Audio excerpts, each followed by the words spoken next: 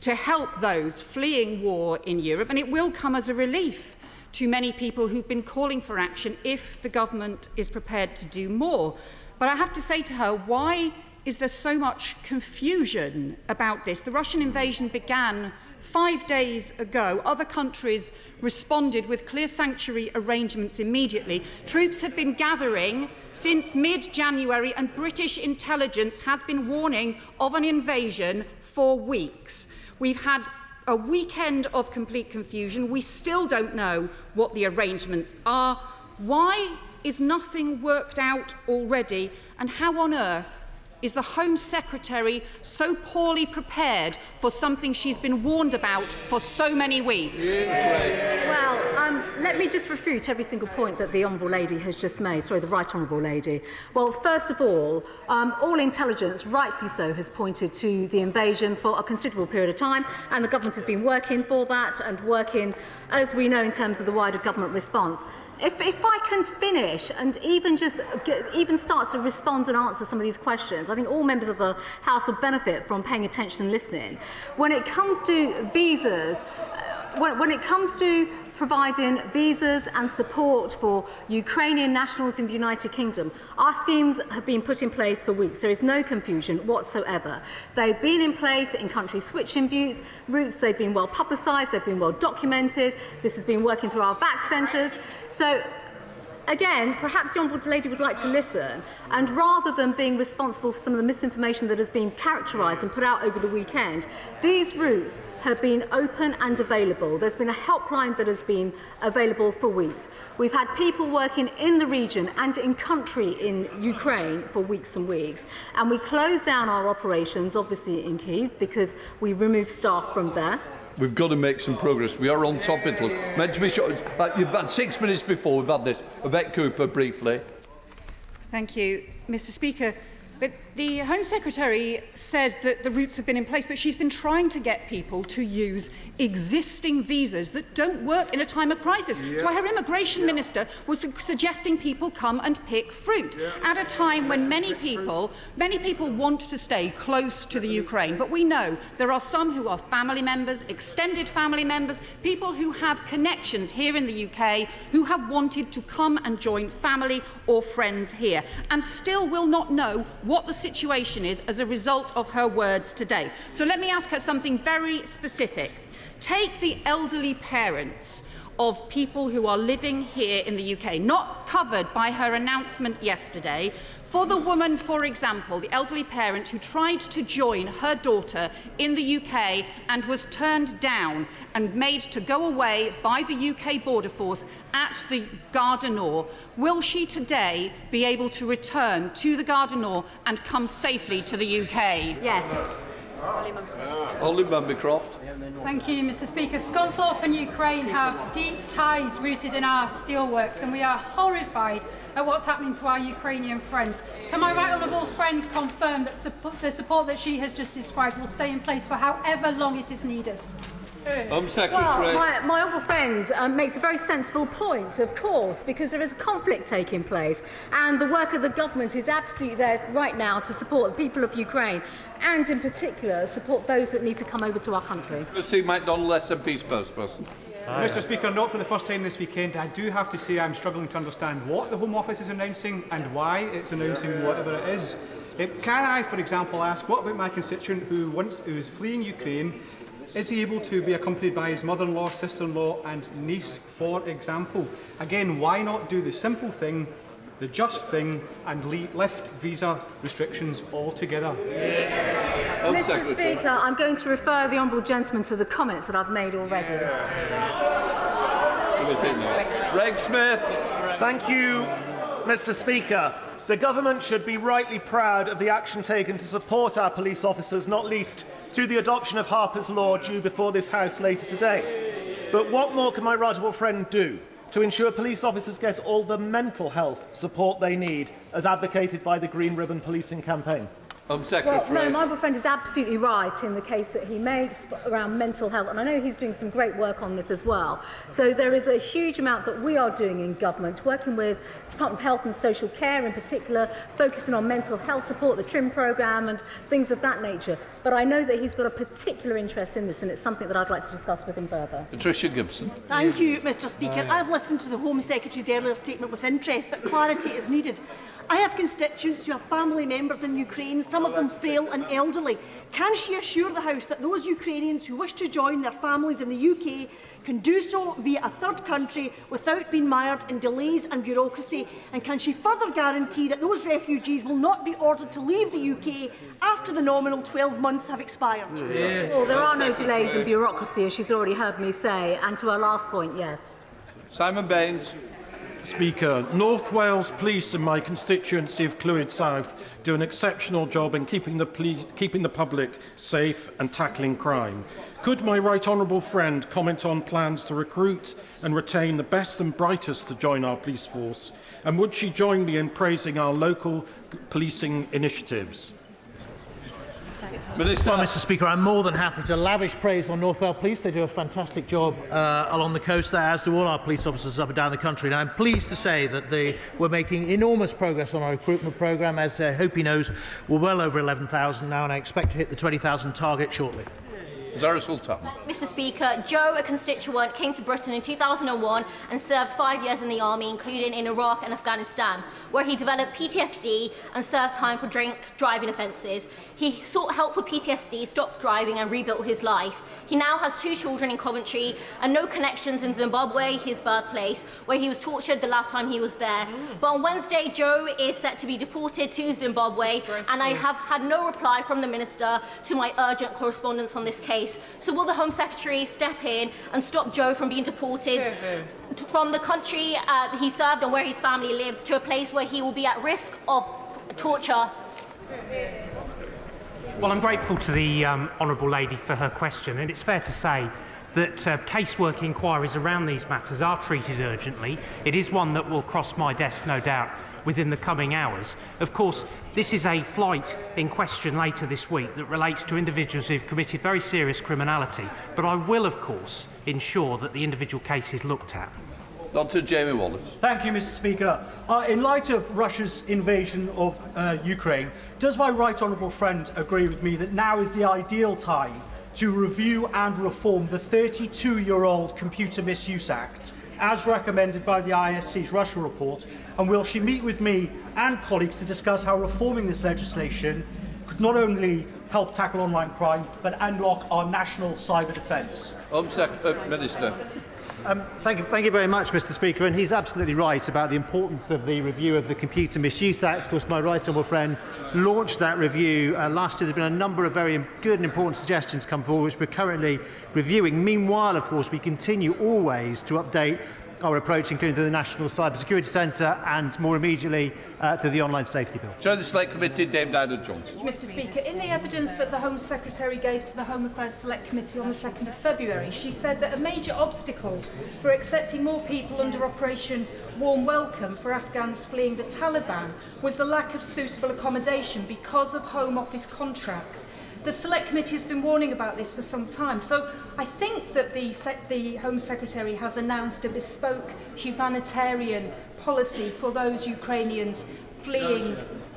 Oh, perhaps she hasn't. I'm sorry, there isn't a statement to clarify that. But what I want to know is, what is she going to do about the lack of accommodation that the Home Office provide for asylum seekers and refugees in this country? Minister. Well, thank you, Mr Speaker. Certainly we are concerned about the lack of suitable accommodation across the United Kingdom in terms of dispersal areas. Of course, that's why we're very keen to sign up new areas to become dispersal areas. I'm pushing my own council, and as I've already referred to in this session, there's 31 out of 32 areas in Scotland that could soon do with signing up as well. Mr Speaker, Dorset Police is at the bottom of the funding league table for police forces, being 40th out of the 41 forces, and we continue to battle issues of rural crime, including county lines drug gangs. Will my right honourable friend commit to ensuring that Dorset gets its fair share so that we can get the more police officers that I want to see, particularly the Rural Crime Police team, double, and I know those aspirations are shared by our Police and Crime Commissioner. Well, Mr Speaker, I've committed before, and I'm happy to commit again to the honourable gentleman, that before the end of the Parliament we will produce a new funding formula to ensure that his constituency gets exactly what he deserves, as indeed should he. Don't have it.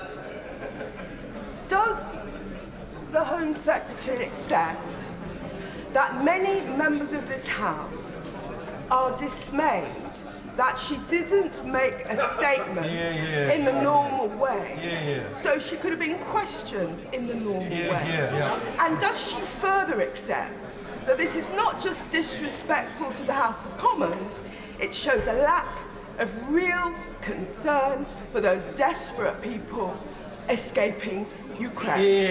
Well, Mr Speaker, I completely reject the latter point that the Honourable Lady has made, and naturally I will always be happy to return to the House to take questions. Back there. Mr Speaker, constituents in Tatton are increasingly concerned about the growing number and range of online fraud and scams and the ability for Action Fraud to be able to deal with them. Many of those crimes originate outside the UK and some from hostile states like Russia. What is the Minister doing to counter that? Minister. Well, Mr Speaker, she's absolutely right, and we share her constituents' concern. We are looking constantly to upgrade and improve Action Fraud, and also I'd encourage her constituents to carry on reporting these incidents, because her constituents and the rest of our constituents together, their forwarding of dodgy emails to report@phishing.gov.uk has so far led to 73,000 scams being removed. Chris Brown. Thank you, Mr Speaker. Will the Home Secretary publish her review into the Tier 1 gold-plated visas? Will she suspend all Tier 1 visas for people who have connections with the Putin regime? And will she also look into the veracity of the applications for British citizenship by Russian oligarchs who are connected with Putin? I think the honourable gentleman knows my view and position on this, and of course the answer is yes. Final question, Ben Everett. Thank you. Another young life has been tragically lost to a knife in Milton Keynes. Will the Minister agree with me that, as well as record numbers of police on the streets, we need the courts and the CPS to work with the police to ensure that there are real deterrents to carrying a knife on our streets? Well, Mr Speaker, the honourable gentleman is absolutely right. I'm very sorry to see the crime that took place in his constituency. As he will know, the fight against knife crime is in the forefront of the government's priorities, and alongside, as he said, both deterrent sentencing and assertive and extensive policing, we do need to work on those long-term solutions to turning young people's lives away from crime.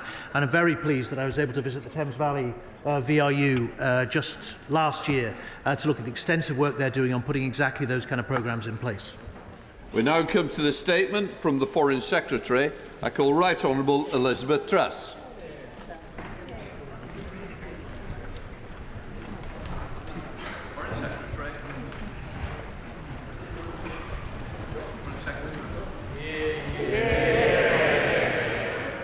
With permission, Mr Speaker, I want to update the House on our support for Ukraine in the face of Putin's premeditated, pre-planned and barbaric invasion. Ukraine has suffered horrific attacks. Missiles and airstrikes have torn through apartment blocks. Tanks have rolled into once peaceful cities. Innocent people, including children, have lost their lives. The situation is fluid, but as of today, Putin has not taken any major cities. Their advance has been slowed by Ukraine's fierce resistance.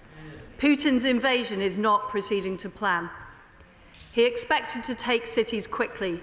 He expected Ukraine to retreat, and he expected the West to be divided. Instead, his forces were met by the heroism of President Zelensky and the resolute determination of the Ukrainian people. He has been met by a united West, together with our friends around the world, and we have taken decisive action. Today, we have acted with the US, the EU, Japan and Canada to cut Russia's central bank off from our markets. The ruble has fallen by over 40% as a result. As much as $250 billion have been wiped off the Russian stock market, and today their stock market is closed. The EU, Germany, Sweden and others are following our lead in providing defensive weapons to Ukraine. Germany has frozen Nord Stream 2. Putin has been confounded by our collective response. That is why he is resorting to more and more extreme rhetoric. But of course, the situation remains dire. The government and people of Ukraine are facing a continued onslaught. The days ahead are likely to prove tougher still. The UK and our allies will have to undergo some economic hardship as a result of our sanctions. But our hardships are nothing compared to those endured by the people of Ukraine. Casualty numbers are rising, and over 300,000 people have already been displaced. This is a struggle for Ukraine's freedom and self-determination, but it is also a struggle for freedom and democracy everywhere, and for a survival of a Europe whole and free. We feel a particular responsibility, as the UK is a signatory to the 1994 Budapest Memorandum, which provided Ukraine with security guarantees. This premeditated invasion, in violation of international law and multiple international commitments, cannot succeed. Putin must lose. We are doing everything we can to stop him and to restore Ukraine's sovereignty and territorial integrity. We will do this by backing Ukraine against unjustified aggression, by degrading the Russian economy and stopping it funding Putin's war machine, and by isolating Putin on the world stage.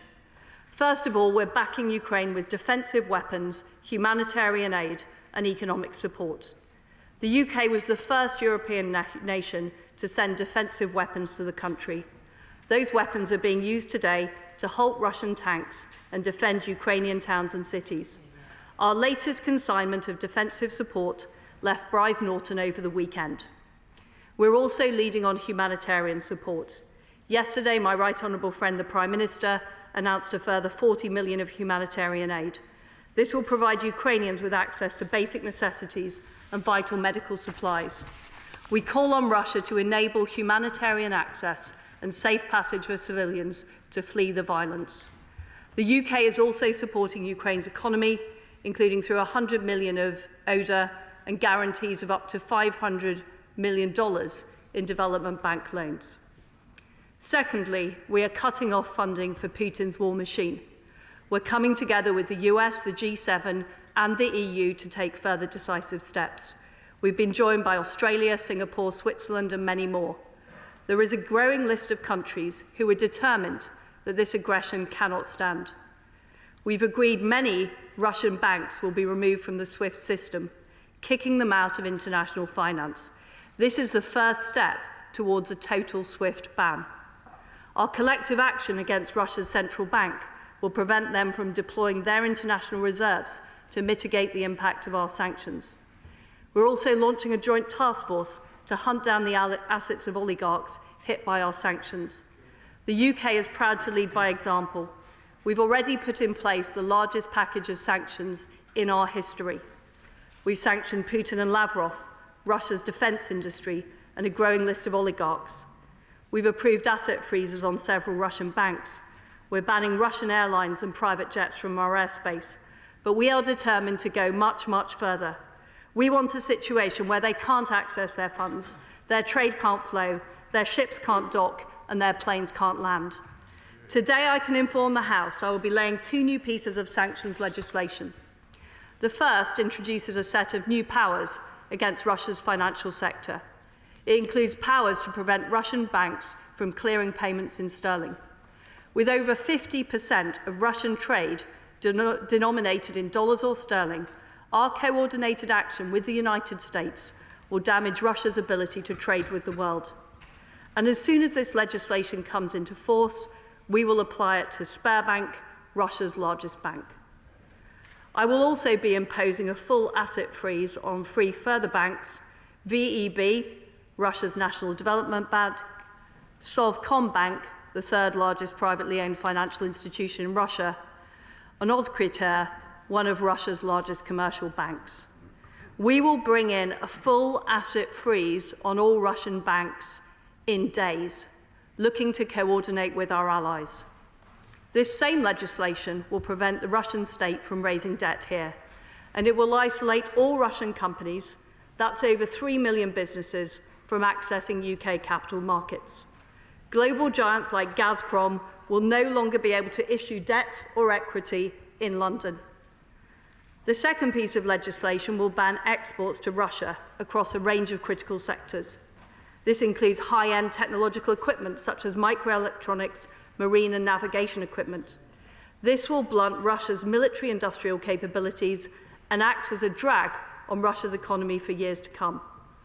I appreciate the consequences of this step for British people and British businesses operating in Russia, and the Department of International Trade and the Treasury will offer advice and guidance to affected UK businesses. My consular staff will continue to support British nationals in Russia, as well as those in Ukraine. And we will keep ratcheting up our response.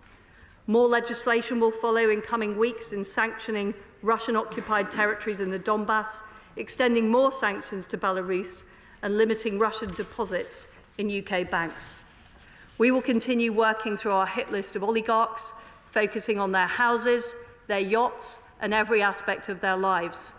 In addition, we will be introducing the Economic Crime Bill tomorrow. My right honourable friend, the Business Secretary, will be setting out more in the next statement in the House. This is all about flushing out the oligarchs' dirty money from the United Kingdom. And we will continue to work with our G7 allies to cut off the Russian economy and cut the free world's dependence on Russian gas, depriving Putin of his key source of revenue. Finally, we're leading the diplomatic effort to ensure there is a chorus of condemnation against President Putin. In the OSCE, a key part of the European security architecture, 45 countries condemn Russia by name. At the UN Security Council on Friday, over 80 UN members voted for or co-sponsored a resolution condemning Russia's aggression. Russia stood alone in opposing it. Putin is isolated. No one is willing to back his war of choice. In recent days, I've spoken to my counterparts in more than 20 countries around the world. Yesterday, I met G7 foreign ministers, where we were joined by Ukraine's brave foreign minister, my friend Dmytro Kuleba.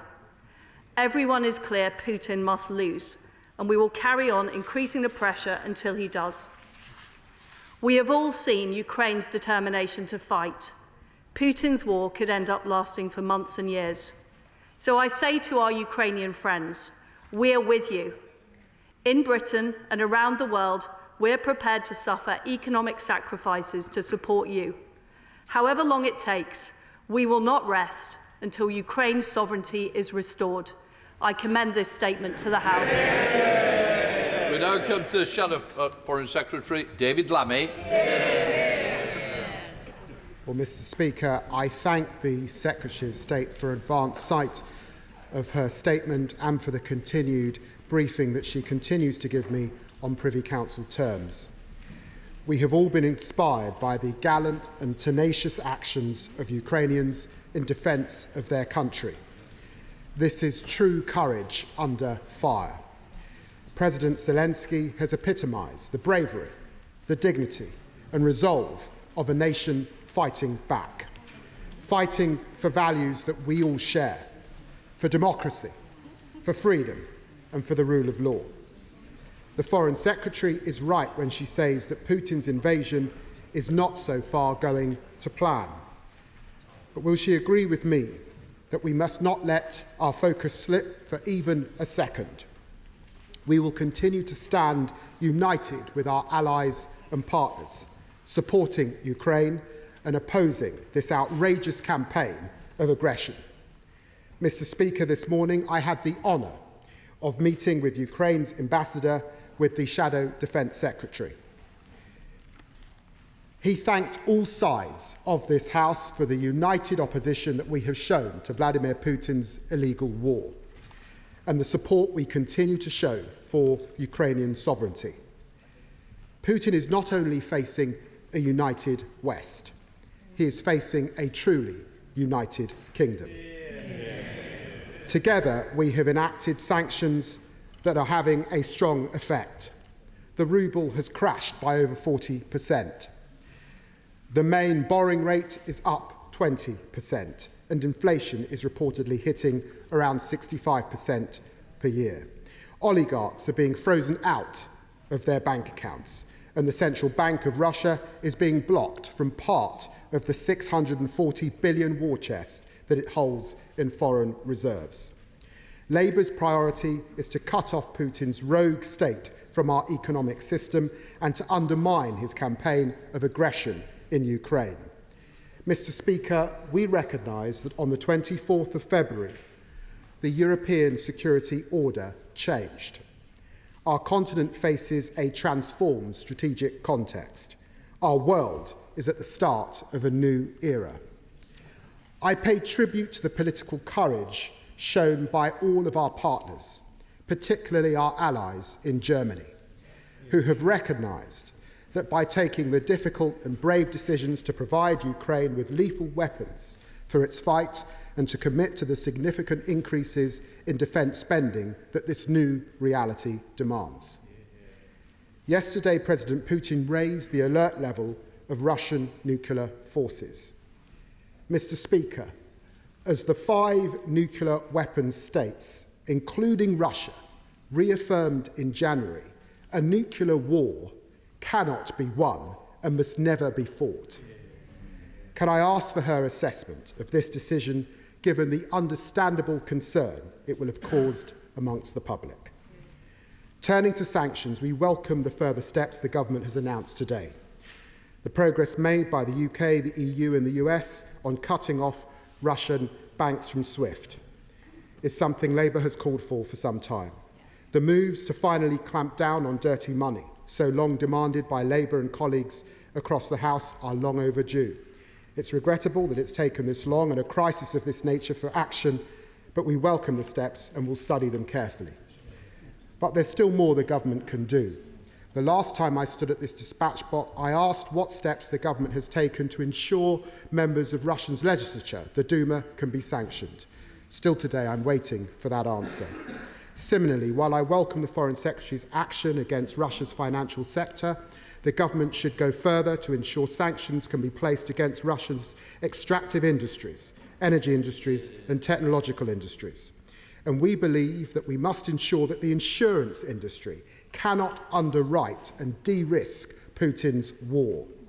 As I said during my last time at the dispatch box, it's vital that these sanctions are broad enough to inflict damage on every aspect of Russia's economy. We welcome the moves that the government have taken to ensure Russia is cut out of the SWIFT banking system, but can the Foreign Secretary explain the dialogue that she's had with our allies about cutting the country out of the Visa MasterCard system too? Finally, can the Foreign Secretary give assurances that Putin will also feel the consequences of his despicable actions in terms of international opportunities available to the country in sports and culture?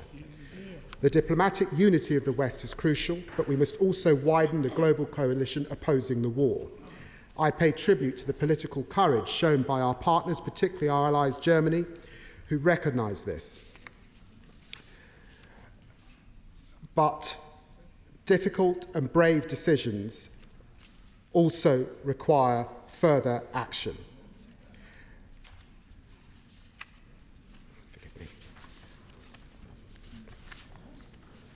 Some countries like Kenya have spoken out with clarity and elegance about Putin's imperialism, but others have stayed silent. Some are even allies of the UK and fellow democracies.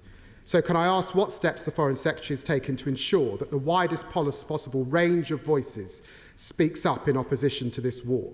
Mr. Speaker, as well as commending the bravery of the Ukrainians demanding their country, we must also praise the courage of ordinary Russians taking to the streets of Moscow, in St. Petersburg and beyond, under the threat of repression to show their opposition to this despot. Mr. Speaker, this is the 5th day of fighting. Ukraine is still facing an all-out war from Putin's army. It's a mark of the bravery of Ukraine's forces that neither Kiev nor Kharkiv have fallen. We salute their courage, and this whole House will continue to stand with them. Well, I thank the honourable gentleman for his statement of unity, and a strong message is going out to Putin and around the world, that the United Kingdom is united in our support for Ukraine. And we can see that from the demonstrations. We can see that by the public concern and interest in this appalling act of aggression and invasion that has taken place. Yesterday, I joined a call with the G7 foreign ministers. We agreed that the sanctions we put in place so far are having an impact, but we need to do more. And we need to work in unison, and we need to act in unity. We have also agreed to increase the supply of defensive weapons in Ukraine. And the honourable gentleman is correct. Germany has taken courageous steps. They've transformed their energy policy, they've transformed their defence policy, and we have seen a huge rising, I think, of public opinion right across Europe. But I also want to praise Japan, South Korea, Singapore, which has put sanctions on for the first time. And I and my colleagues in the Foreign Office are putting in calls to foreign ministries around the world. We're encouraging more countries to put on sanctions, more countries to speak out at the UN. The honourable gentleman is right. There are some countries who are democracies who should be standing up against the invasion of a sovereign democracy, and we are making that point to them day and night. But what we are seeing is Putin is completely isolated. There is nobody else backing him up in these international fora, and there is a growing group of countries who are prepared to put sanctions on, who are prepared to supply defensive weapons, and we are leading the charge in bringing those countries on board.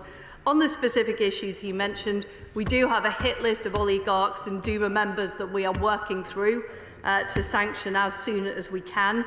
Foreign Office officials are working through the night, and we have extra lawyers in. We've tripled the amount of people in our sanctions department to make this happen. We are looking at more sanctions on the energy industry, the technology industry. We want to see a total ban on SWIFT transactions. We're encouraging our allies across the world to back that. We also want to see a full bank freeze in the coming days. It's vitally important we maintain unity with our allies. There are many countries that are heavily dependent on Russian oil and gas. The UK only has 3% of our energy from oil and gas. Some countries are as high as 90, 100%. So what we have to do is reduce that over time, and that is what we are working on through the G7. I am very pleased that the honourable gentleman has backed the approach we're taking. I want to continue to work cross-party to do all we can to support the brave people of Ukraine and to make sure that Putin loses. The Select Committee, Tom Tugendhat. Speaker, I welcome very much my right honourable friend's commitment to be working literally through the weekend, night and day, to get these sanctions right and to get them in place. Will she join me in assuring the Russian people that the monies frozen, the money seized, which are, let's face it, stolen very often from them in the first instance, will be held and returned to the Russian people when this criminal conspiracy that laughably calls itself a government falls and they actually have a proper administration to which it can be returned? And will she also join with me in urging many other countries around the world to join together and to create a single fund from which this can be created, a repayment mechanism for the damage done to Ukraine and the rebuilding of Russia in due course? Well, my honourable friend is right. Our issue is not with the Russian people, many of whom are now protesting against this appalling regime. It is with Putin and his cronies.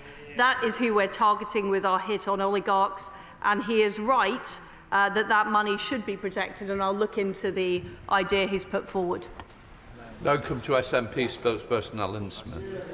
Thank you, Mr Speaker. I'm also grateful for sight of the statement, and the SNP is part of the global coalition in defence of Ukraine and international law, and I would commend the Foreign Secretary and our ministers on the openness with which they've dealt with this side of the House. That trust will be reciprocated going forward. This is too serious a time.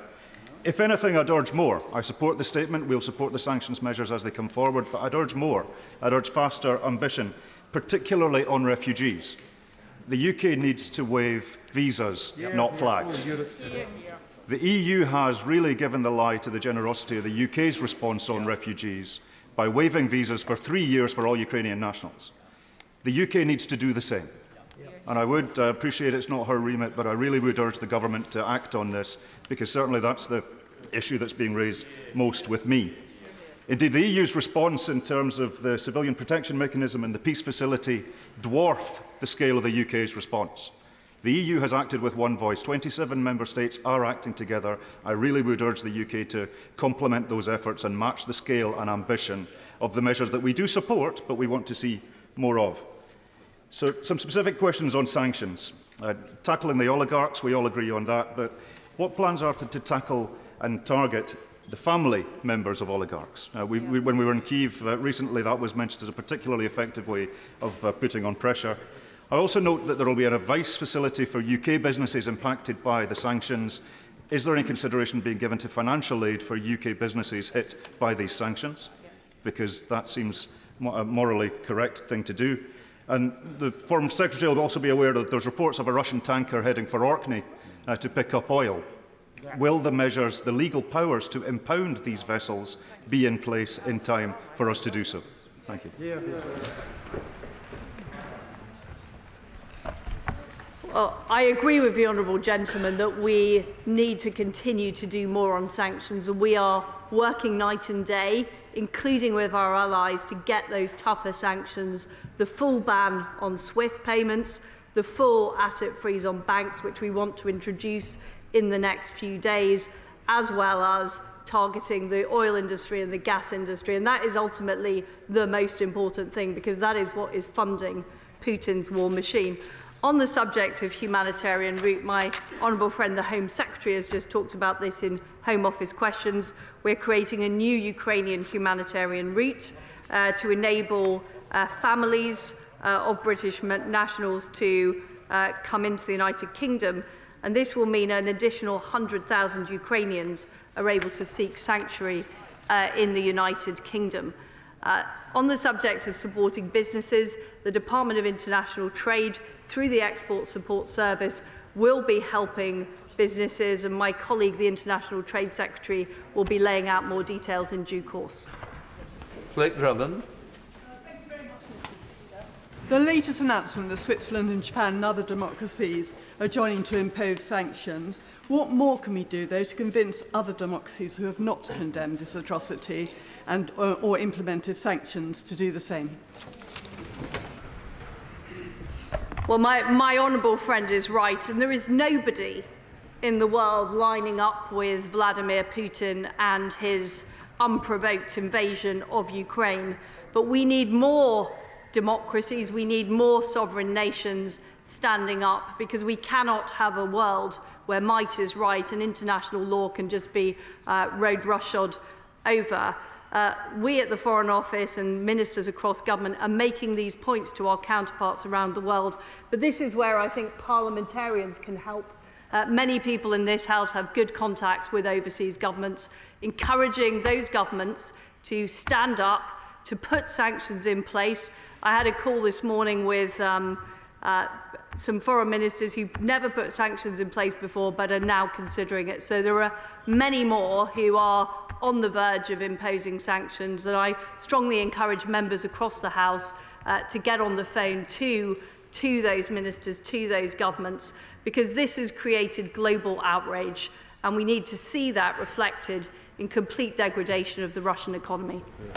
I'm looking to run this for about an hour. 12 each of the short questions and speedy answers would help all of us. Dame Margaret Hodge. Thank you very much, Mr. Speaker. I thank the Foreign Secretary for the progress that she's making. I would just ask two questions. It is still unclear to me, and I think to most members of the public, as to whether or not members of the Duma can be sanctioned by this government. Could she clarify that and clear that up for us? And the second thing is, it's not just Russia, but it's jurisdictions like Kazakhstan and Azerbaijan that are also complicit and supporting Putin in his endeavours. Is she taking any action to sanction members of those jurisdictions? Well, the answer is members of the Duma can and will be sanctioned. We're working through the list of members in the same way as we're working through our hit list of oligarchs. And I will look into the issues around Kazakhstan and other nations. We're already sanctioning Belarus, and we're shortly imposing more sanctions on Belarus for their complicity in this abhorrent invasion. Thank you, Mr. Speaker. It is indeed day 5 of the fighting, but the bells of St. Michael in Kiev continue to ring as the Ukrainians thwart the progress of the Russian Red Army. So good on them. Slava Ukraini to our friends in Ukraine. But sanctions are so important, but they will not be enough. Could I urge the Foreign Secretary to see how we can widen the sanctions package internationally? Any sanctions that we impose will be mopped up by Russia's new long-term friend, China. The UN General Assembly is sitting today. Could I urge the UK to put in a resolution on sanctions, which means that China is obliged to follow them along with everybody else? These sanction package has been agreed across the G7, which represents more than 50% of the global economy. So that is a significant hit on the Russian economy, and it will help degrade the Russian economy over time. The key issue is reducing dependency on oil and gas. And my honourable friend is right that we also need to make sure that there is not simply sanctions leakage into other countries. I did speak to my Chinese counterpart. The Chinese did not vote with the Russians at the UN Security Council, and I'm making it very clear to China and other major nations of their responsibilities to protect sovereignty and self-determination of Ukraine, and we continue to put pressure on them. Madam Ram. Thank you very much, Mr. Speaker. The Foreign Secretary may be aware that last week I named 35 Russian oligarchs that are on the Navalny list. On top of that list was Roman Abramovich, who curiously a couple of days ago decided to transfer, or say out loud, he wanted to transfer Chelsea FC into some kind of trust. Now the concern, of course, is that oligarchs are working with their lawyers and their accountants to do the same. Can she assure this House that we will not stop, we will follow the money, and no matter where their money may or may not be transferred to, we will find it and we will seize it? Yeah. Well, I can assure the Honourable Lady that that is exactly what we are doing. We have a very large team of people working through our hit list of oligarchs, and we're also looking at their properties, their ownerships of yachts. We've already grounded their private jets. And my honourable friend, the Business Secretary, will be making a statement immediately after this about the Economic Crime Bill, which will give greater transparency about the opaque corporate structures operated by some of these people and organisations, and bringing much more clarity and sunlight. Duncan Smith. Mr. Speaker, can I congratulate my right honourable friend and all the team on their robust leadership in the course of this. It's brought a lot of cheer in the Ukraine. But my right honourable friend also spoke about chasing the oligarchs. We should remind everybody that the oligarchs are mostly in possession of Putin's own personal fortune, which is something in the order of $200 to $250 billion squirreled away through their accounts. But she will be hamstrung slightly because although we pursue the oligarchs and their money, it is still not mandatory, it is still not an offence for those who have worked for them, their lawyers, their estate agents and all the others, if they fail to give up the information about what are the deals that they have done. So can she now introduce in the bill, make it mandatory for all those in the chain, that if they fail to immediately, someone is sanctioned, to pass that information up directly, they will themselves be committing a criminal offence?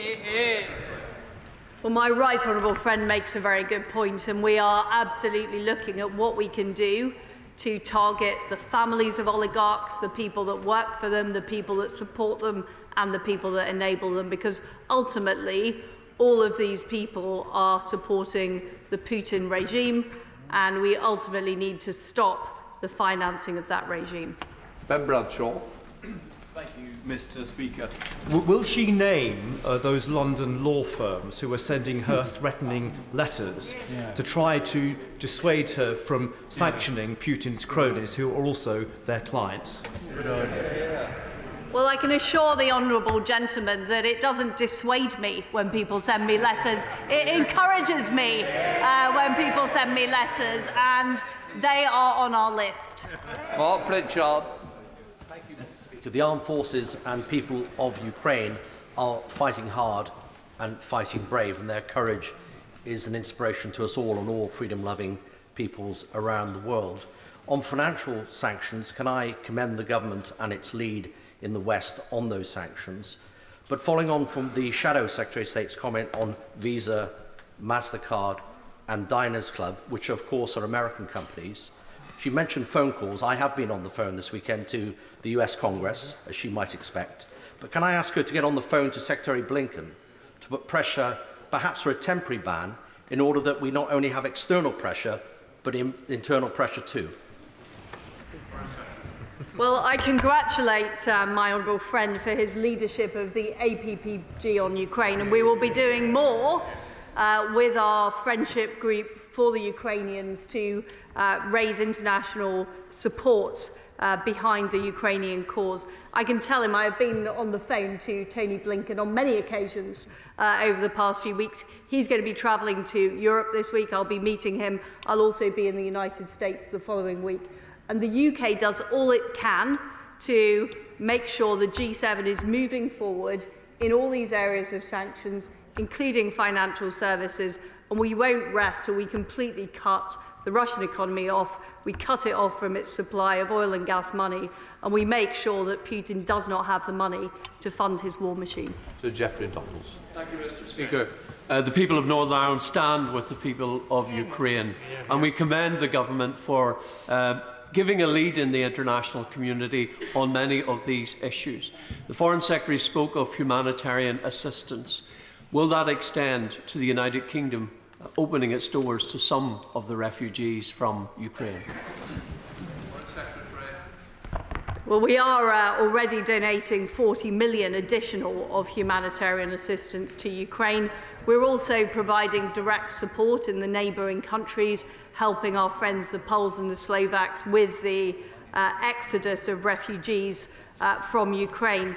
And my right honourable friend, the Home Secretary, has announced that we will be supporting the immediate families of British citizens here, and I understand what he is saying about further support for those refugees. Jason McCarthy.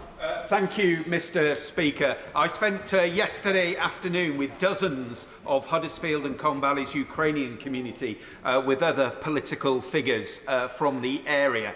They really did welcome what we're doing on sanctions. They welcomed our humanitarian aid and our military support. But one of the many questions they're asking is obviously about visas. Can the Foreign Secretary please just reiterate the announcement that was made in the last hour about what it means for getting their family and loved ones back to the UK safely?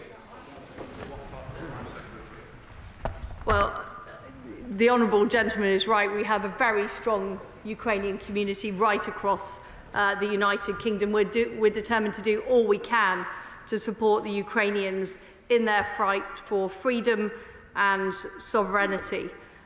We are introducing the new Ukrainian humanitarian route, which just responds directly to the needs and asks of the Ukrainian government. And this means it gives British nationals and any person settled in the UK the ability to bring over their immediate Ukrainian family members. Through this extension alone, it will mean an additional 100,000 Ukrainians will be able to seek sanctuary in the United Kingdom. And I'm sure the Home Secretary will be outlining more details about the scheme in due course. Debbie Abrahams. Mr. Speaker, I also want to say that I stand with Ukraine and support the Foreign Secretary in the measures that she's announced this afternoon, and to congratulate her on the unified way that she's doing that. But would she agree with me that the language we use is incredibly important in these very, very delicate times? And also, could you say anything about the Commonwealth and their involvement? Well, the Honourable Lady is right. The language is very important. This war is not on behalf of the Russian people. This war has been instigated by President Putin, and I think it's very important that we focus on the personal agency he has had in mounting this unprovoked attack on Ukraine. I do understand there's a huge strength of feeling across the United Kingdom, and we are reflecting that in everything we do. Mitchell. Mr. Mr. Speaker, can I thank my right honourable friend for the announcement that she and the Prime Minister has made about humanitarian relief, and can I urge her to join with other European countries in helping shoulder the financial burden of the humanitarian load of the frontline states. Most people who flee across the border want to stay as close as possible to the areas from which they have been driven. And all European countries must give the strongest support to those driven out in great fear and terror by this extraordinary and barbaric Russian behaviour. Yes, Mr. Speaker, the previous lady asked on the subject of our friends across the Commonwealth, and I can assure her that we are approaching friends across the Commonwealth to secure their support for the sanctions, for the strong stance against Russia, and supporting the Ukrainian people. On the subject of humanitarian relief in neighbouring countries, we've sent teams to Poland and Slovakia. We are supporting them. We've launched our campaign, and we are going to launch a further public appeal to secure further humanitarian donations. And in fact, I'm due to meet my Polish counterpart tomorrow in Geneva, and we'll be working very, very closely with our allies in Eastern Europe to support the people of Ukraine. Roberts. I welcome, of course, BP's decision to divest from Rosneft after I raised that very issue with the Prime Minister last week. International sanctions now include Russia's civilian aircraft fleet. The UK has a part to play in their enforcement, since as of yesterday, 713 leased Russian aircraft are registered in Bermuda, a British overseas territory. For far too long, weak UK regulation of London grab and tax haven overseas territories has enabled Putin's regime. What discussions has she had with British overseas territories to ensure the immediate, effective implementation of UK sanctions against Russia? Well, like the Honourable Lady, I welcome BP's divestment that has taken place, and we're working closely with the overseas territories to make sure that Putin's oligarchs have nowhere to hide. Alex Shelbrooke. Mr. Speaker, does my right honourable friend agree with me that the sanctions regime needs to stay in place until every inch of Ukrainian territory is back in Ukraine control, including Crimea? Yes, I completely agree with my honourable friend. Marcia Decorder. Thank you, Mr. Speaker. Many of my constituents are being affected by the war in Ukraine, and like me, they recognise the need for the toughest possible sanctions on Russia. Now, the Foreign Secretary's statement is welcome, but it didn't really go far enough. So can she tell the House now what steps she is actually taking to ensure that there will be sanctions imposed on extraction industries and also technology industries? Well, what I announced today is that the export controls will apply to critical technology, so it will make it much harder to invest in those industries in Russia, oil and gas and technology, and of course the military-industrial complex. But she is right, the fundamental issue here is that Putin is reliant on oil and gas revenues, and that's where we need to work with our G7 partners. It's predominantly continental Europe that is dependent on oil and gas and coal from Russia, and we need to help them reduce that dependency so that Putin has nowhere to source his funds. And that's what we're doing through the G7. Dr. Julian. Mr. Speaker, as a matter of superior tactics, does my right honourable friend accept that the right way to deal with a robotic, sneering psychopath firmly in the grip of small man syndrome is not to impose sanctions in a piecemeal and gradually escalating way, but to seek to inflict maximum economic pain at the earliest possible moment? Yes is the answer, and that is what we are doing. We are pushing as hard as we can for the toughest possible sanctions. This is the biggest package of sanctions the UK has ever put in place in our history, and we want to do even more, and we want to push it with our allies Together with the G7, we represent half of the global economy, and that is what will really shift Putin's behaviour. That is what will really degrade the Russian economy and stop him being able to fund his war machine. Justin Oswald.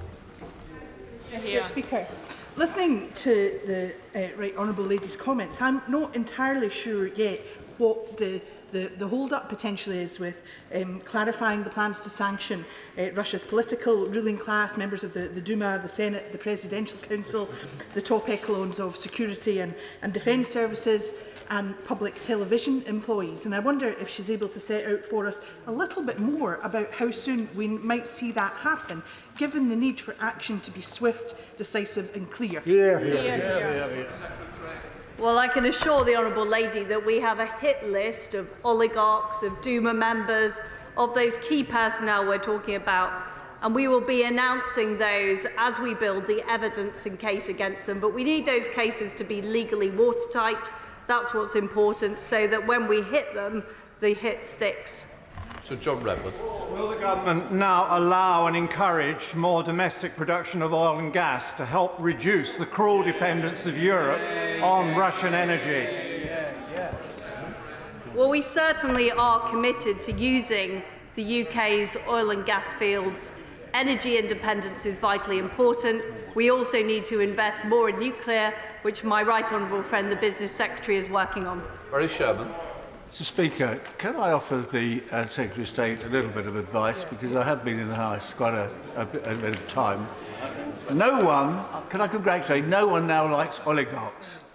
But can I suggest that there's some very important, very substantial figures that we call oligarchs in London, in this country, and they actually are very intelligent and influential people on Putin.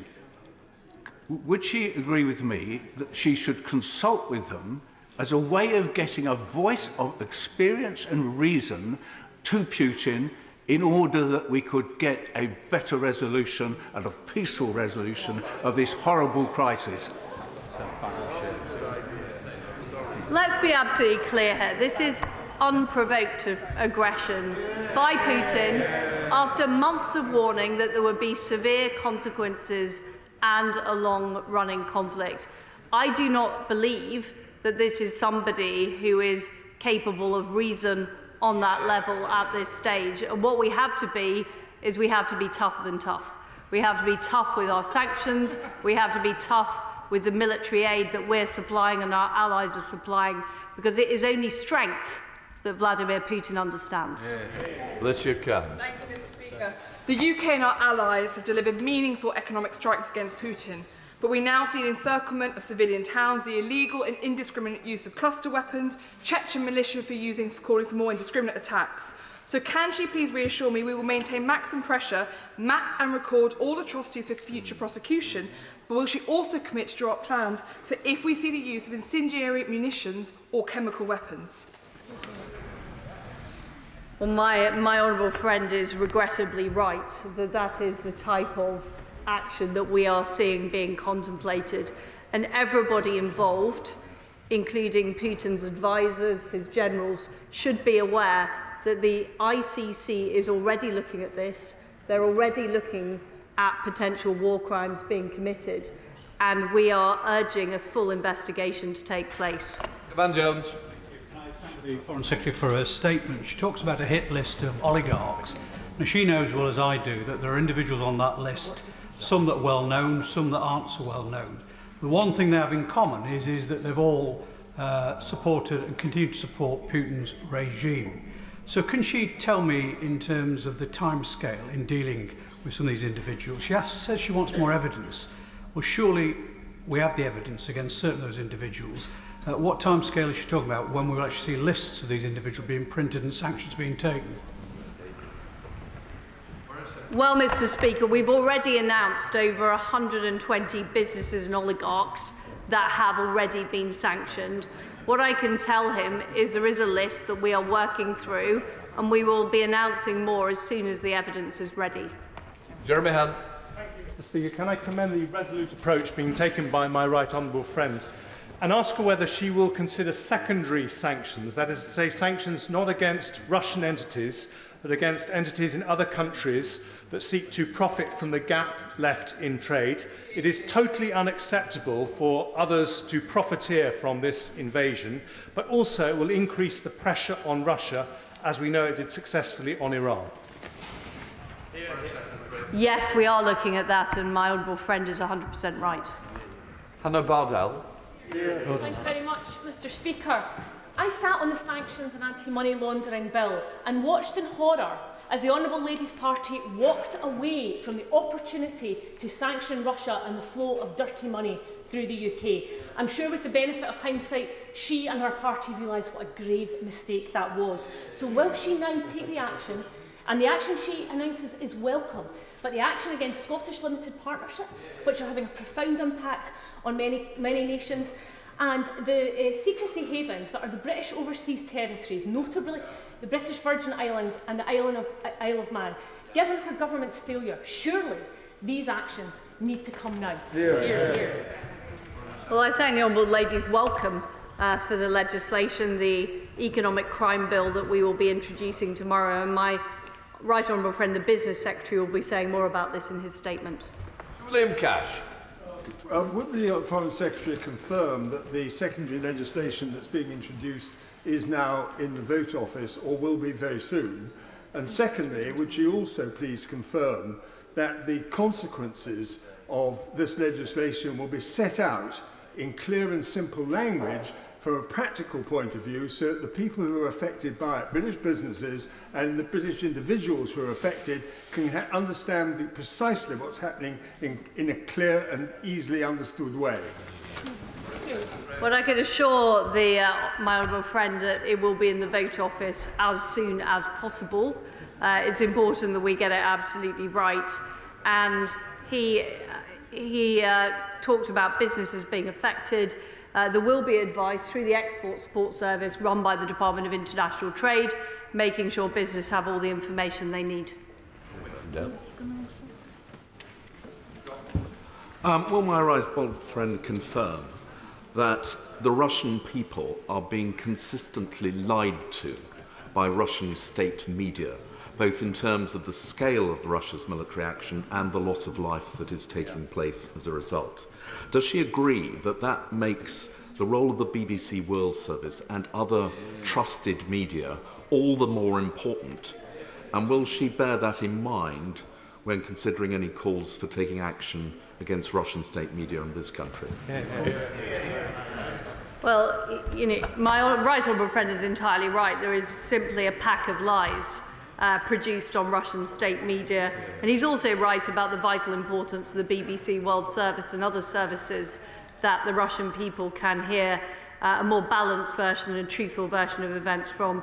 And he's right about the consequences and the unintended consequences of preventing channels from operating in the UK, as there could be reciprocation, which would then make it harder for the Russian people to hear the truth. Thank you, Mr. Speaker. I've been overwhelmed with messages from constituents horrified about Russia's action in Ukraine. And this morning I visited Lewisham Polish Centre, who are doing brilliant work coordinating the local relief effort for those fleeing the country. But what everyone I've heard from has asked for is assurances that we're putting forward the strongest possible package of sanctions, providing humanitarian relief for refugees fleeing to neighbouring countries and offering comprehensive safe sanctuary routes to the UK. Can I press the Foreign Secretary to give us those reassurances today? Foreign Secretary. I can reassure the Honourable Lady that we are doing all of those things. The sanctions that we currently have in place on Russia are the toughest sanctions the UK has put on any country or as a size of package in our entire history. But we are doing more. The important point is that we are working with our allies to do more every day. Brendan O'Hara. Thank you, Mr. Speaker. My Argyll constituents can't understand why we still allow Russian state-owned oil tankers to use UK ports. The Russian state-owned oil tanker NS Century is currently at the Finnart oil terminal in Loch Long, a port adjacent to Coolport. which is a home to the UK's nuclear arsenal. Why, when we're imposing such harsh economic sanctions on the Kremlin, are we continuing to allow Russian state-owned oil tankers to go freely about their business, particularly so close to this most sensitive military installation? They won't be going about their business freely for much longer. Bernard Jenkins. Mr. Speaker, I thank my right honourable friend for her statement. If the BBC World Service comes to her to ask for additional funding to increase the broadcasting in Russia and amongst Russia's supporting allies, will she entertain such requests and agree to them? Well, I will certainly entertain the requests. I will make sure that they are value for money as well. Chris Brown. Thank you, Mr. Speaker. I don't understand why Abramovich and Usmanov have still not been included on the sanction list. I don't really understand why the Prime Minister said last Thursday that we weren't going to engage in cultural or sporting boycotts, because we certainly should. We should throw every single thing we've got at the Russians. And finally, I don't understand why the Prime Minister also said last Thursday that we're not going to be sending any Russian diplomats back home. Surely we should at least be cutting the Russian embassy here by a half or three-quarters, if not deciding that, frankly, the ambassador, who has lied through his teeth to this House, should go back home. Well, as I said earlier, we have a hit list of oligarchs that we are working through. We are, and my right honourable friend, the Culture Secretary, is taking a very tough line on cultural activities, and we've seen a number of sporting events already cancelled. Mr. Grayling. Speaker, this is an incredibly tough time for the people of Ukraine, but it's also an incredibly nervous time for the people of the three Baltic states, who must undoubtedly feel that they themselves are at risk. These are good friends of the United Kingdom. They're people who have good relations with members across this House.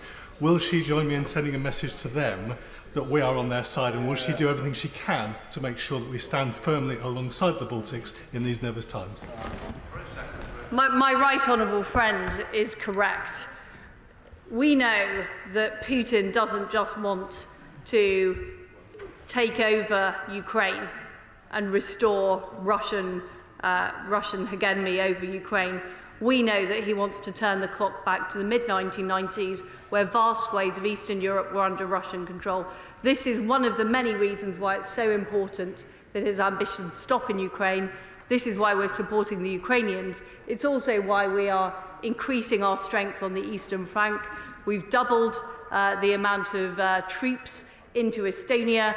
Our allies are also stepping up to support the Baltic states, who are vital allies of the United Kingdom. Cat Smith. Thank you, Mr. Speaker. And I welcome the sanctions set out by the Foreign Secretary and the words that she says about getting Putin's dirty money out of UK finance. But can we also get it out of UK politics? And would she support the Conservative Party handing back the £2 million from Russian oligarchs? Mr. Speaker, there is a big difference between Russian people and supporters of the Putin regime. And it's important that we don't tar every single Russian, many of whom have gained British citizenship and who are part of our political process, with the same brush. Mr. Speaker, thank you very much. Hundreds of people rallied at Bolton Town Hall on Saturday. Outside of London, we have one of the most established Ukrainian diaspora communities in the UK. Will the FCDO agree to meet with the Association of Ukrainians in Great Britain to discuss the UK's resolve for their friends and family? We are with them, and freedom will prevail. We would be absolutely delighted to do that. Tony Lloyd, Sir Tony. Thank you, Mr. Speaker. The House should commend the Foreign Secretary's statement, but will she agree with me that with any sanctions regime, it is the detail that makes sure we can police it? And will she, in that light, look into the case of the plane of Mikhail Gutseriev, who is already sanctioned under Belarus sanctions, a friend of Putin, but whose plane itself was sanctioned by her predecessor, but landed, I'm told, twice at Luton Airport? This cannot be right. Well, I will look into the case the honourable gentleman raises. Listed Becker. Thank you, Mr. Speaker. I warmly welcome the leadership that the UK has shown in developing international sanctions.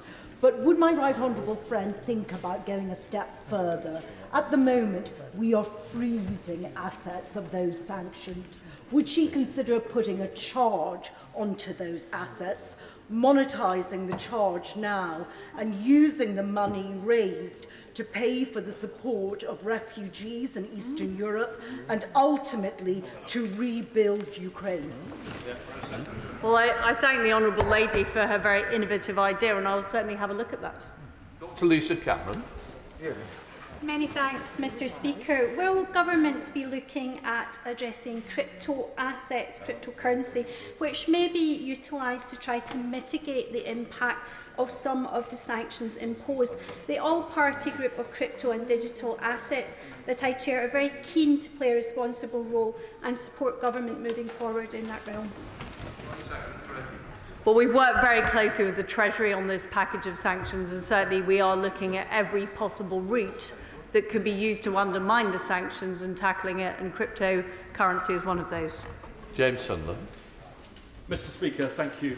The rhetoric and the statements coming out of the Kremlin this weekend would appear to indicate that the invasion is not going to plan from the Russian perspective.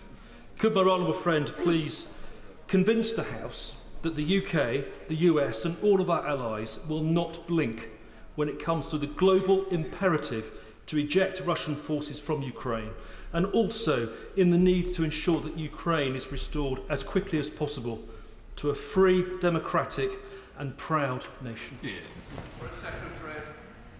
I am very clear that there is a tough road ahead. And what I can say is that we are with the Ukrainian people. We know that this could last for some time. At yesterday's G7 foreign ministers, we were clear that the tough package of sanctions would increase. We're going to be doing more over the coming days and weeks, and we will continue to put pressure on the Kremlin. We will continue to supply the defensive weaponry into Ukraine to support them in their just cause of pursuing self-determination and sovereignty. Florence Session-Lerman. Thank you, Mr. Speaker. Like members across this House, I've been contacted by Vauxhall residents who want to express their solidarity with the people of Ukraine. Mr. Speaker, yesterday I attended Racial Justice Sunday Mass at the Church of the Holy Spirit, where a number of constituents raised with me the reports which the Secretary of State may have seen of African migrants in Ukraine trying to flee and being discriminated. The Secretary of State mentioned that she'll be meeting with her Polish counterpart in the next coming few days. Would she please raise the issue of those migrants in her discussions? I'm happy to raise that issue. Greg Whittaker. Mr. Speaker, and I'd like to thank my right honourable friend, who I know has worked tirelessly along with the Prime Minister over the last few weeks to do all they can to help stop the regime of Putin, particularly around sanctions. But would my honourable friend agree, though, that it's vital that we continue to work to plug the holes in our sanctions regime, which allows Putin to ship oil from this country? And I wonder if she could say whether there's anything legally we can do to stop that ship that's currently up in the Orkneys waiting to ship oil. I am looking very closely at this with my colleague, the Transport Secretary, to get this addressed as soon as possible. Carmichael. Thank you. I have to tell the Foreign Secretary that time is not on her side. The NS Challenger is due to berth at 6 a.m. on Wednesday.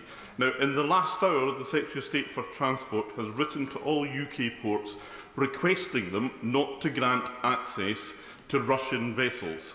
That's a very welcome move, but the House will have noticed that he used the word in request rather than instruct. Yep. So can the Foreign Secretary tell me now, or get me early information, that if the terminal operators at Flotta in Orkney refuse to berth the NS Challenger, that they will not be left financially exposed as a result?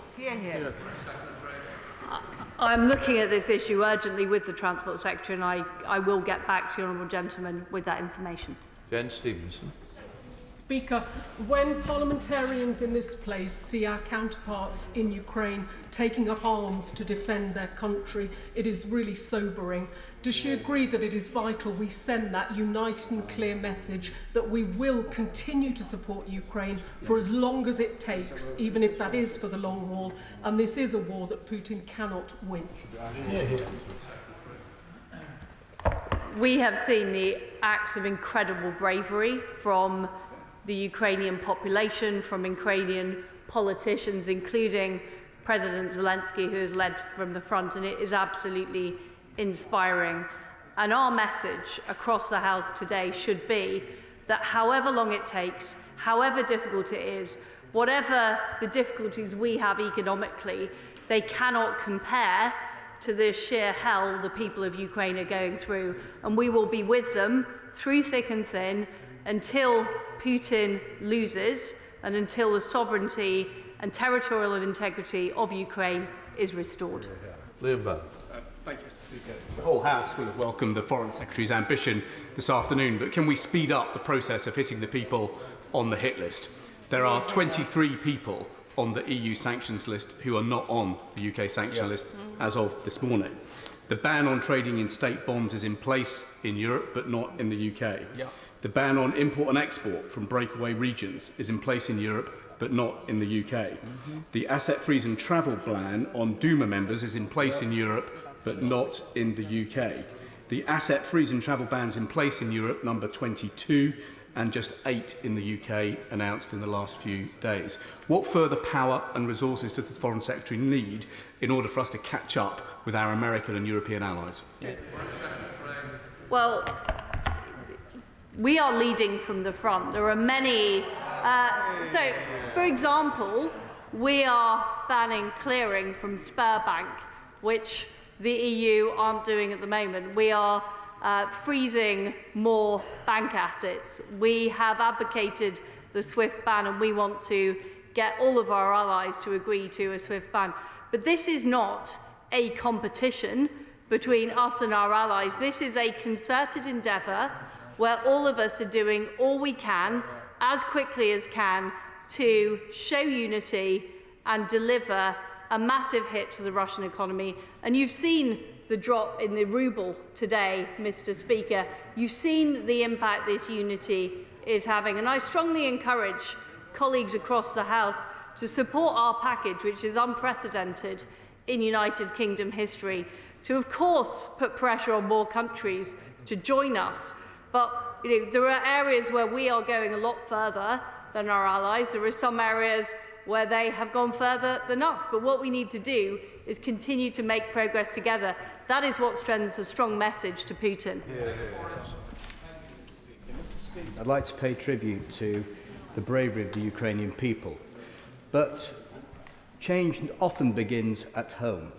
And in this particular case, Alexei Navalny is currently incarcerated, the leader of the opposition, in prison in Russia. Would the Foreign Secretary agree with me that there should be stronger calls for him to be released so that democracy can truly flourish in Russia once again? Well, my honourable friend is correct about Navalny, and he ought to be released. And we've seen a terrible suppression of democracy. We've also seen a terrible suppression of information in Russia. But despite that, we're seeing people in Russia come out on the streets. We're seeing public figures speak out against the regime, and that takes incredible bravery. And I congratulate and am humbled by the people in Russia who are prepared to risk their lives to stand up for freedom. Kerry McCarthy. Mr. Speaker, following on from that, we know how ruthless Putin can be when it comes to internal opposition. Yesterday was the 7th anniversary of the murder of Boris Nemtsov. Navalny's in prison. I myself went out for the trial of Pussy Riot some years ago. What are we doing to offer support to people that will come under increased repression in Russia? We may not be able to directly support them, but what are we doing to try to bolster their courage and make sure that they keep up the opposition to Putin? Well, we have always worked to support those who speak out in favour of free speech, free media and democracy in Russia, and we continue to do that. And we congratulate those who are prepared to go out and protest against this regime's appalling actions. And our concerns are not with the Russian people. Our concerns are with Vladimir Putin and his regime. Richard Graham. Mr. Speaker, I warmly welcome the leadership shown and the progress made by the Foreign Secretary and the government with partners on intensifying economic sanctions. The announcements from Switzerland and Singapore were particularly important. What more does my right honourable friend think that we can do to persuade the countries of the United Arab Emirates to stand up more strongly for the principles of sovereignty and territorial integrity against unwarranted aggression? Well, I've had a phone call with my UAE counterpart making exactly those points, and every country around the world should be aware that if this is allowed to happen, if a country, because it's bigger and mightier, is allowed to invade a sovereign democracy with impunity, then this could happen anywhere. So this is about Ukraine and its sovereignty and democracy. This is about the security of Europe. But this is also about global security and global rules. And that is why every single country, including non-democracies, should care about making sure that Putin loses in Ukraine. Caroline Lucas. Thank you very much, Mr. Speaker. I'm pleased the Foreign Secretary has urged Russia to enable safe passage for civilians to flee the violence. But does she recognise that her own government has to do far more to offer sanctuary to those fleeing? Limiting it to immediate family members simply isn't good enough. The elderly grandmother of my constituent has been granted a UK visa, but has been told that she has to travel 300 miles from Kyiv to Lviv to get the visa actually stamped in her passport. Now, I raised it with the Foreign Secretary last week. She told me to contact the Home Office. I have contacted the Home Office to no avail. Since this relates to the operation of the embassy, can she help? And can she assure us that this won't be a repeat of the Afghanistan crisis, where honourable members were bounced between the Home Office and the Foreign Office with very little success? Meanwhile, our constituents suffered. Well, our ambassador, who is in Lviv, is doing a fantastic job in very difficult circumstances. And we are doing all we can to support people in Ukraine. As I've said, this case is a matter for the Home Office. I'm very happy to take the case and make sure the Home Secretary is aware of it. Jonathan Chinochin. I realised that the government really understood the nature of sanctioning oligarchs when the sanctions on Aeroflot were extended to private jets. In that vein, will my right honourable friend now consider banning insurance for Russian yachts and jets, which will be worldwide application and make life a lot tougher for those concerned? Well, I thank my honourable friend for his idea, and nothing is off the table. Dame Diana Jones. Mr. Speaker, I welcome what the Foreign Secretary said about banning airlines, Russian airlines, and banning Russian ships from docking at our ports. But just yesterday afternoon, we had a Russian-owned and Russian-crewed ship heading from Inverness down to Humber to dock. And I know the Foreign Secretary has made clear she's in discussions with the Transport Secretary, but I wonder if she can give some indication when we will have sanctions to stop that happening, because there was a huge amount of local opposition in the Humber to that ship. Well, the local opposition is right, and we are working as fast as we can to deal with this issue. Thank you, Mr. Speaker. Can I commend my right honourable friend and her team for all the amazing work they're doing in the face of this appalling invasion. With this worrying resurgence of both Russia and China, does my right honourable friend agree with me the best way to combat this and to reassure other countries is not only to invest in our own defence, but in our diplomatic reach around the world, so we can spread our values of democracy and freedom and proclaim them even more loudly? Foreign Secretary. Yes, well, that sounds like a petition to the Chancellor, which I wholly agree with, about the Foreign Office's budget. And I very much support that. And he is right. You know, this horrific invasion is a massive wake-up call to the West about our defence and the need to invest in NATO. And one thing I'm very pleased to see is Germany committing to 2% of its GDP into NATO. We need to see everybody commit to that, and we need to look at what more we can do to strengthen NATO, because we have taken European security for granted and we can't do that any longer. Sammy Wilson. Mr. Speaker, I first of all congratulate the Foreign Secretary on the role which she has played in the collective effort which the government has made in seeking to show President Putin that his actions will not be tolerated, and the fact that some countries which a week ago were not contemplating strict sanctions are now doing so, I think is an important step. Just on the sanctions, I understand that the Foreign Secretary has to go through the legislative process, she's got to do the investigations of the people who are going to be targeted, etc. But many of them are named in the statement today. Many of them will guess who they are. And is she not concerned that where there are assets which are mobile or assets which can be quickly hidden, that the action will be taken to avoid those sanctions? Well, I can assure the honourable gentleman that the ones named in the statements are either in our legislation or have already been sanctioned. And the point about working with our allies across the world is these people and organisations will have nowhere to hide. Yes. Ciara Mullen, Dr. Ciara Mullen. Thank you, Mr. Speaker. India is a great friend of the UK and a leading democracy, and Indian communities prosper in democracies around the world, including, of course, in this country. Does my right honourable friend agree that it's in India's long-term interest to do everything they possibly can to ensure this invasion fails? Foreign Secretary. That is absolutely correct. Every sovereign nation who believes in fair play and the rule of law around the world should be doing all they can to stop Putin being successful in Ukraine. And that includes India, it includes China, it includes every other country around the world. Alex Sobel. Thank you, Mr. Speaker. Somebody had a grandparent born and raised in Ukraine. This war does come emotionally quite close to me and everybody of Ukrainian descent in this country. During the 1990s onwards, British headquartered legal, finance, audit, risk companies have helped create the kleptocracy that exists in Russia. Many of them still have huge offices in Moscow, like KPMG, PwC, Linklaters and Ernst & Young actually put Rosneft on the London Stock Exchange. What action is she taking for British companies to withdraw from Russia, to withdraw their support from the kleptocracy that exists funding the war machine, and to delist some Russian companies on the stock exchange? Secretary. Well, we are running through a list, and we've already sanctioned over 120 businesses in Russia and oligarchs.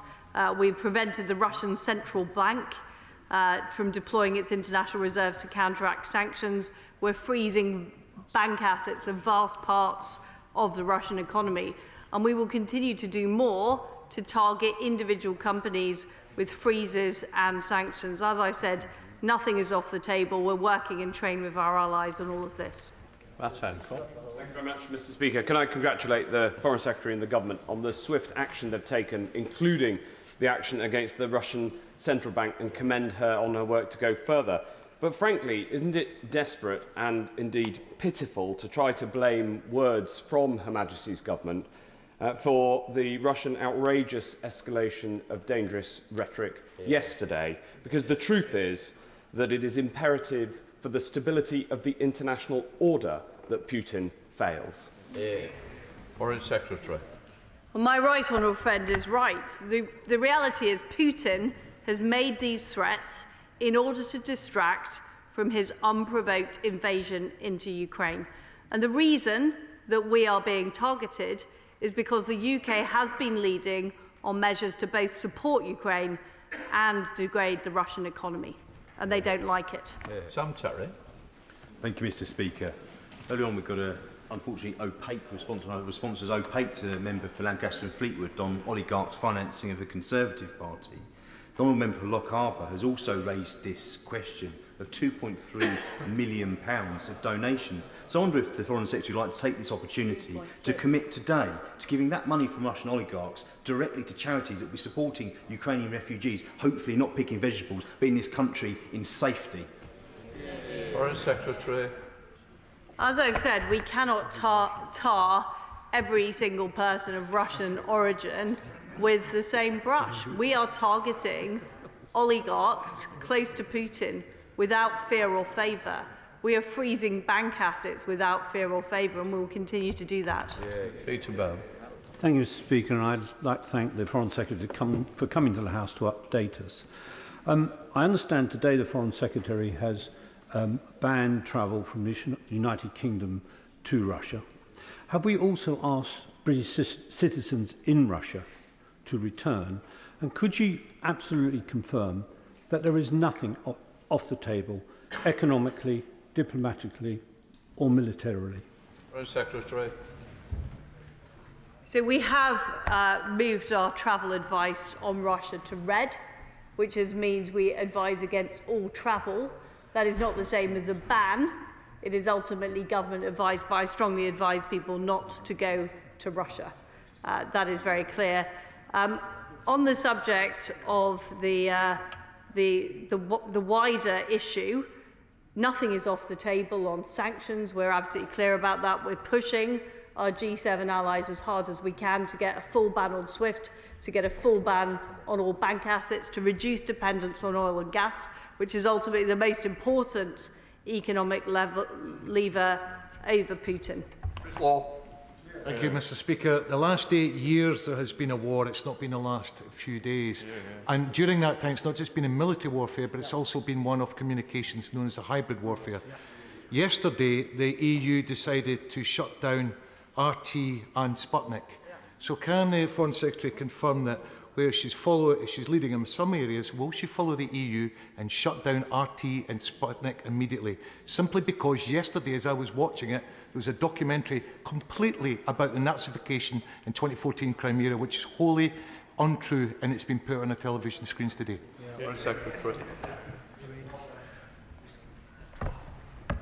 We are looking at what can be done on RT, but the reality is that if we ban RT in the United Kingdom, that is likely to lead to channels like the BBC being banned in Russia.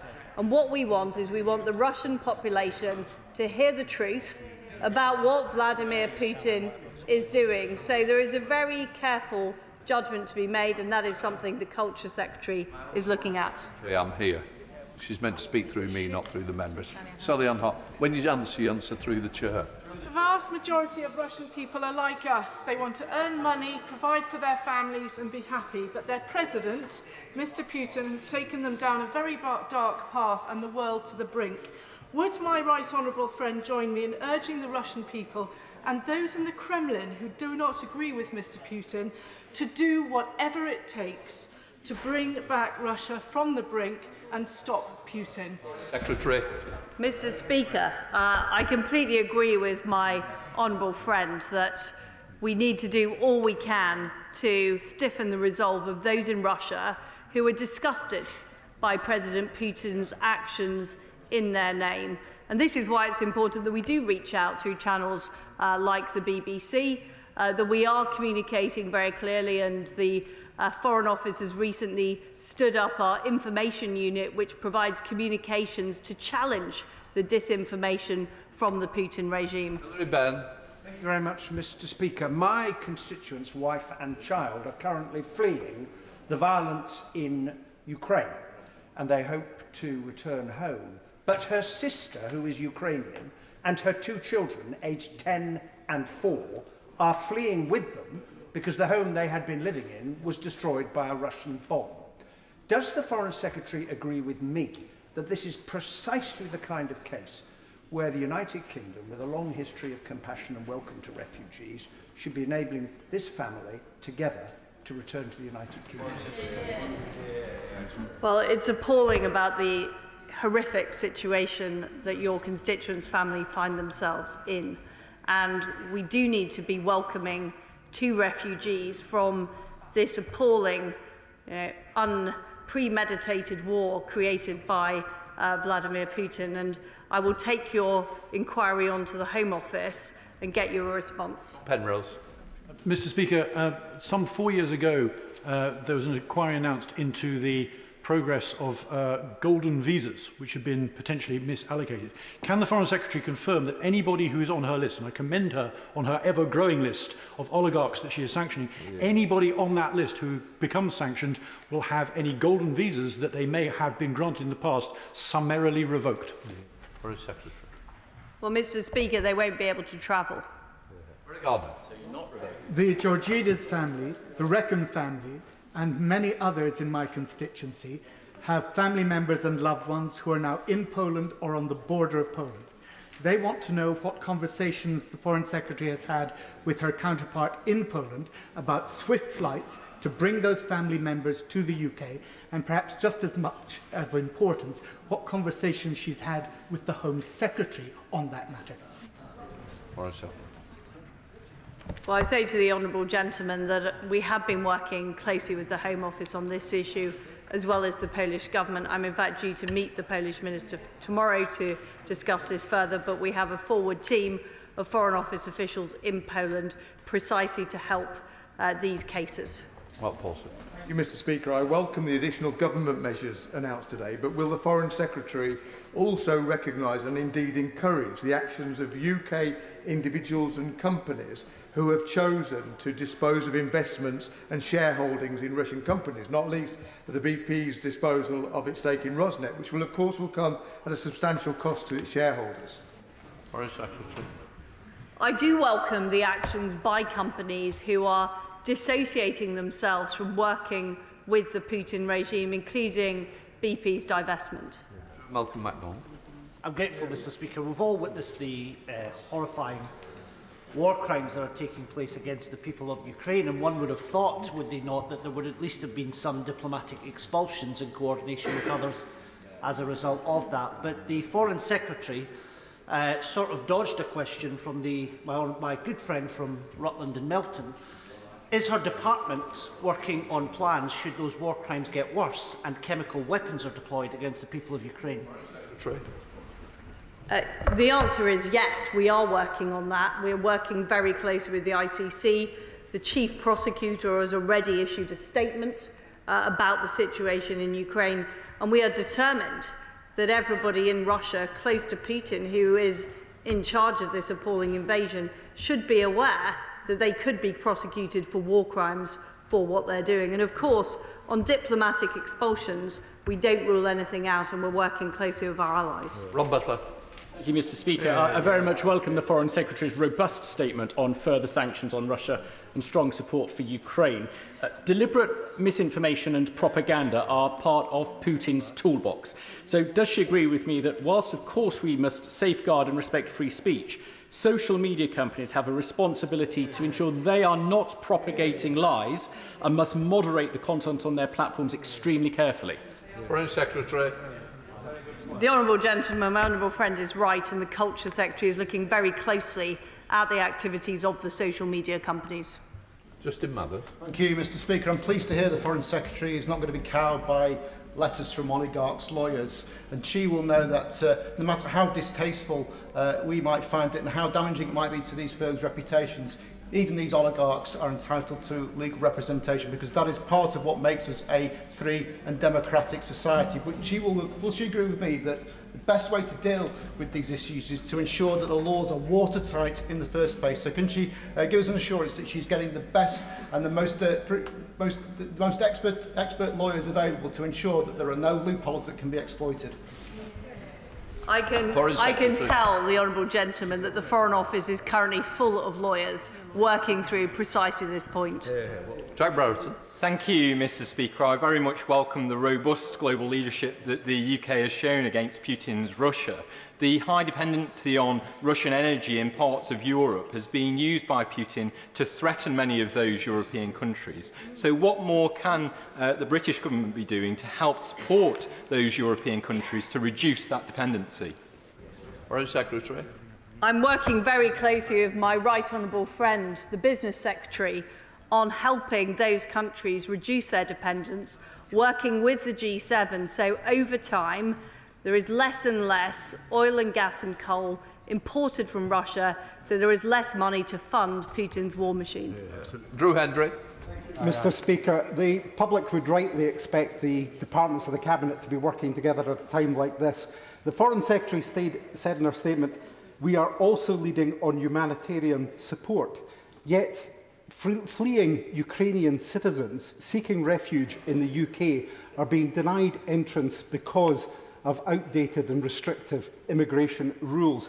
So will the Foreign Secretary urge her Cabinet colleagues to follow the EU nations in waiving visa requirements for Ukrainian citizens for 3 years? Foreign Secretary. Well, as I said earlier, my right honourable friend, the Home Secretary, has just announced the new Ukrainian humanitarian route, which does respond directly to these needs. Mr Speaker, the Foreign Secretary announced the launching of a joint task force to hunt down the assets of oligarchs hit by our sanctions. Can she tell us the speed and scale of which that task force will be set up, and what conversations have been had with the insurance companies who presumably have a list of all the assets and names of the individuals? Secretary. Well, this really pertains to a number of questions that have been asked. What we are doing in building up our evidence cases about the oligarchs is sharing information with our G7 allies. So we're working together, we're getting that information quicker. That work is already underway, that task force already exists. And of course, alongside the legal services, the PR services, the accountancy services, we will be looking at the insurance services that these oligarchs rely on. So this is all about being able to do this quicker, because every single country has the same issue. The US take time to build up cases against oligarchs because generally their organisations are so complex and opaque. And the work that my right honourable friend is doing on the economic crime bill will also help making it easier for us to understand their corporate structures. Thank you, Mr Speaker. I think all of us, particularly those of us who were members of the House in September 2001, realise that a page has been turned in world history and a new chapter has begun that will resonate not just now but for many years. And the important thing is that our shared values are the way that we respond in the months and years to come. On the specifics of her statement, she did say over 50% of Russian trade is denominated in dollars or sterling. But so that the House can understand the impact of our government's actions, how much of Russian trade is denominated in sterling? Foreign Secretary. Well, I don't have that figure on me, but I can get it to the honourable gentleman. The point I was making is the action we've taken on clearing is in conjunction with the United States. So between us, we are able to cover 50% of that trade. Tricia Gibson. Thank you, Mr Speaker. Can the Foreign Secretary explain why the Russian ambassador to the UK has yet to be dismissed? And will she do all she can to encourage the governments of all Western democracies and the wider international community to similarly dismiss their Russian ambassadors in order to further underscore the isolation of Russia under Putin on the international stage? Foreign Secretary. It's very important in all that we do that we work with allies, and coordinated action is vital to send a message to Russia and the rest of the world. And as I've said, nothing is off the table. Dave Dugan. Thank you, Mr Speaker. I listened to the Foreign Secretary correctly detail the importance of avoiding sanctions leakage, and she was asked twice in this statement about British overseas territories. I detected a reluctance to go into detail on that. If I was wrong, can she please correct me? And if I was right, can she explain why? Foreign Secretary. I've been very clear that we will absolutely be including overseas territories in all of these measures we're taking. Jonathan Edwards. Diolch, Mr Speaker. The sister of my constituent, Mrs Roach from Coman, has been travelling across Ukraine with her children for 3 days in an attempt to get to the Polish border. So based on what she said earlier, because it's not clear to me, will my constituent's sister and her children qualify as immediate family in order to get obtain access to the UK? Foreign Secretary. Well, that is a matter for the Home Office, and I'm very pleased to raise the honourable gentleman's case with the Home Secretary. Last but not least, Margaret Farrell. Thank you, Mr Speaker. The World Health Organization have warned that oxygen supplies are running dangerously low in Ukraine and that they're working with international partners to get urgent shipments through Poland. Can the Foreign Secretary confirm what medical aid the UK government is providing to Ukraine to help them maintain essential services? Foreign Secretary. Well, I discussed this issue with my right honourable friend, the Health Secretary, this morning. We do have a shipment of medical supplies, or rather a cargo of medical supplies, and our Ministry of Defence is helping facilitate that into Ukraine. We now come to the next statement. Kwatu Tang, Business Secretary. Well done, well done. Great.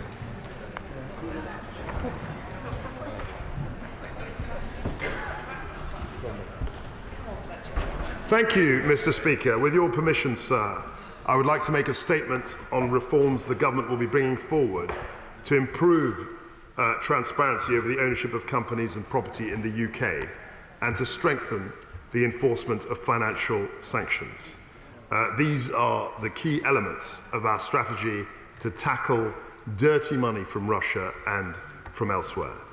Mr. Speaker, the openness of our economy to investment from all parts of the world is one of our greatest strengths. However, we are equally determined that we want to attract the right kind of investment, and as many people in this House will know, oligarchs and kleptocrats from Russia and elsewhere have used the veneer of legitimacy provided by UK-registered companies and partnerships, and they have also used high-end property to help launder proceeds of corruption.